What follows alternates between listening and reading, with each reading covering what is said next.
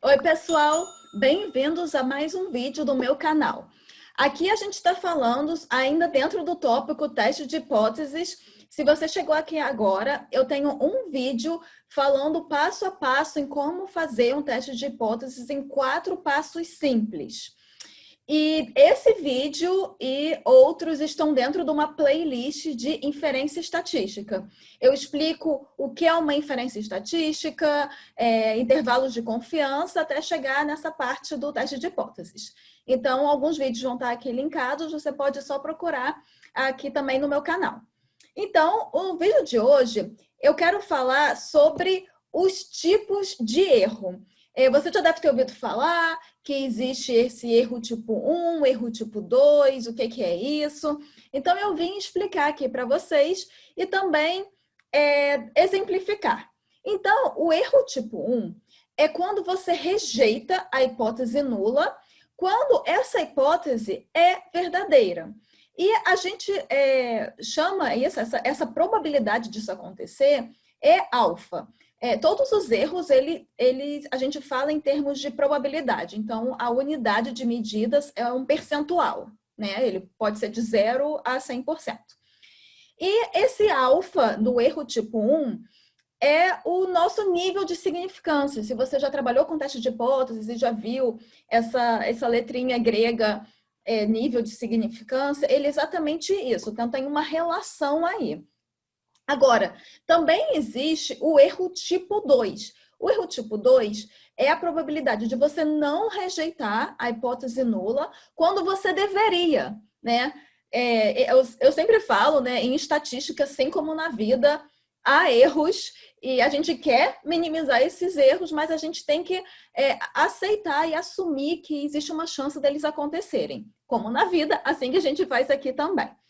Esse erro tipo 2, ele tem uma probabilidade beta de acontecer, que é essa letrinha grega, que é esse Bzinho aí. Então, eu também trouxe essa tabela aqui para vocês verem quais as duas possíveis decisões quando você realiza um teste de hipótese e quais são as duas possibilidades de acontecer. Então, quando você está fazendo um teste de hipóteses, você pode ter que a hipótese nula ela é verdadeira ou que a hipótese nula é falsa. E quais são as decisões que você toma? Depois dos 4 passos, se você está meio perdido, volta lá no vídeo onde eu dou a super aula de teste de hipóteses.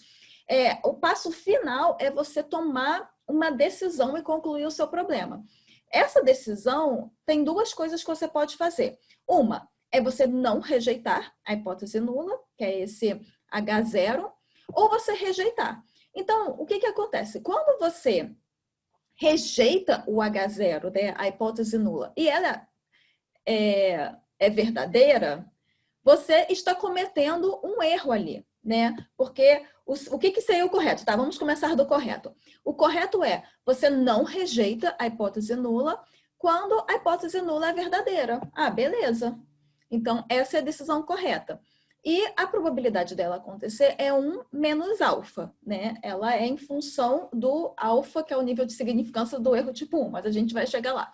E qual é a outra decisão correta? Você rejeitar a hipótese nula quando ela é falsa. Então, você não quer essa hipótese, você quer rejeitá-la quando ela é falsa. Então, também é uma decisão correta. E a probabilidade de acontecer é 1 menos o beta, que também é em função de beta, que é o erro tipo 2. Mas então, os erros, né, como eu falei aqui nessa parte, você rejeita a nula quando ela é verdadeira, ou você não rejeita a nula quando ela é falsa. Então, você tem ali 2 decisões corretas que você pode fazer, mas você também tem chances de erro. Mas, claro, a gente tem que trabalhar com a estatística de forma que as decisões corretas elas têm uma probabilidade muito maior de acontecer do que os erros. A gente quer ter um erro bem reduzido. E aqui eu trago essa figurinha, quem me segue no Instagram já deve ter visto, sobre digamos, a gravidez, né? Eu chamo a figurinha da gravidez. Esses são os erros de uma forma, assim, talvez didática, eu acho que faz com que os alunos lembrem, né? Por ser engraçadinho. Então, o erro, ele é sempre em função da hipótese nula, né? Qual é a hipótese nula aqui? Não está escrito, né? Então, você não pode colar. Mas lembre-se que a hipótese nula, ela é o status quo, não há mudanças. Então, para testar uma gravidez, a hipótese nula não há gravidez. E a hipótese alternativa é uma coisa que você quer testar, que seria a pessoa está grávida. Então, o erro tipo 1, você rejeita, anula quando ela é verdadeira. Você está rejeitando que a pessoa não está grávida quando realmente a pessoa não está grávida. Então, aqui temos um médico falando para um rapaz que não está grávido que ele está. Então, esse é o famoso falso positivo. E aqui a gente tem o erro tipo 2, que é o falso negativo, que é você não rejeita a hipótese nula quando ela é falsa. Então, a hipótese nula, nesse caso, a pessoa não está grávida. Isso é falso, aqui temos claramente uma moça grávida e você não rejeita ela. Então, aqui temos uma médica falando que a moça não está grávida, enquanto, na verdade, ela está. Então, eu acho que essa figura pode fazer com que você talvez memorize, né, um pouquinho mais esses erros, se você estiver estudando, eu acho que vai facilitar. Mas então, vamos agora ver, né, cada tipo de erro e os problemas, né, que podem acontecer.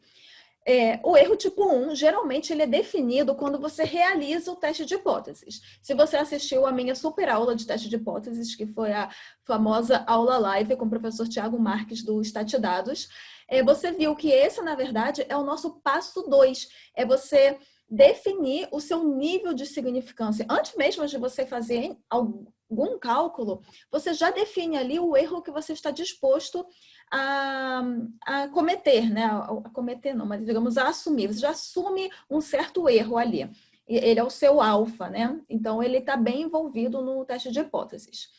E um valor comum que as pessoas comumente usam para esse alfa é de 5%, geralmente entre 1 e 10%, então o 5 está ali no meio. Então, você selecionando o erro tipo 1 de 0,05, indica que você assume uma chance de 5% de estar errado ao rejeitar a hipótese nula. Então, eu já tenho aquela informação ali, eu sei que tem um 5% de chance de rejeitar erroneamente, pode acontecer. E claro, você pode reduzir esse erro. De repente você fala, não, mas eu não quero ter um erro alto, eu não quero ter 5% de rejeitar a hipótese nula. Já que eu tenho que ter um erro, eu quero colocar 1%. Sim, você pode escolher um valor como 1%, por exemplo. Porém, você terá uma probabilidade menor de detectar uma diferença se ela existir. Então, tudo ali um balanço, né? Na estatística, apesar da gente estar assumindo um errinho maior, você também tem uma maior chance de detectar uma certa diferença se ela existir no seu problema. Por isso que 5% eu acho que é um valor bom, ele não é muito alto e ele te dá essa possibilidade de você fazer o cálculo e detectar, por exemplo, esse caso. Ok, o erro tipo 2, ele é baseado no poder do teste. O poder do teste é a probabilidade de você rejeitar a hipótese nula quando ela é falsa. Ela não é o erro tipo 2, esse aqui é só um paralelo. O poder do teste é o que a gente viu na tabelinha ali, é uma decisão correta. Você está rejeitando a hipótese nula quando ela é falsa. Então, você está fazendo o ok, o certo. E esse poder do teste é o 1 menos beta. E a probabilidade de você cometer o erro tipo 2 seria o beta, né? O beta, ele é uma proporção, então esses dois somados têm que dar 100%. Você tem um poder do teste de 1 menos beta, que deve ser um valor grande, digamos 90%. Nesse caso, o seu beta seria 1 menos 0,9, que seria 10%. Isso aqui é só um exemplo que eu estou fazendo aqui. Então, a sua probabilidade de cometer um erro tipo 2 depende do poder do teste. E você também pode diminuir o risco de cometer um erro tipo 2, desde que o seu teste tenha uma potência suficiente. E como que você garante que o seu teste tem uma potência suficiente? Você tem que garantir que o seu tamanho amostral seja suficiente para detectar essa diferença. Então, assim, se você realmente estiver testando uma diferença e você quer detectá-la, você tem que garantir um tamanho da amostra, da amostra grande. E dependendo de qual área você trabalha, pode ser complicado conseguir um tamanho da amostra grande, né? Então, de repente, você é da área de medicina e você tem que ter pacientes e contactar pessoas. Dependendo do teste que você faz, pode ser uma coisa muito complicada e muito custosa, mesmo sendo só uma amostra. Então, você não vai conseguir ter um tamanho amostral muito grande, então você vai meio que falhar nessa parte da potência, mas você tem que estar ciente disso, porque o problema é você tem uma amostra, um tamanho amostral, né? O tamanho da sua amostra, o seu N, é muito pequenininho, e aí você já, faz as suas análises e performa um teste de hipóteses normalmente.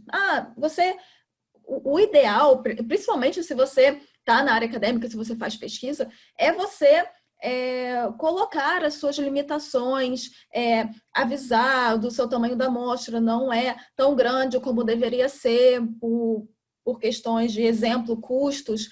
Então, você tem que falar dessa parte, você tem que falar que o poder do seu teste não vai estar como deveria tal, e colocar esses pontos né, no seu trabalho para que você como pesquisador, né, como uma pessoa realizando, tem que estar ciente e tem que deixar os seus leitores cientes disso também. Então, vamos aqui ao exemplo. Eu estou trazendo o exemplo de fishing. O que é esse fishing, né? Eu ouvi falar que fishing é pescar. Então, fishing é pescar quando é fishing com F. Aqui a gente tem fishing com PH.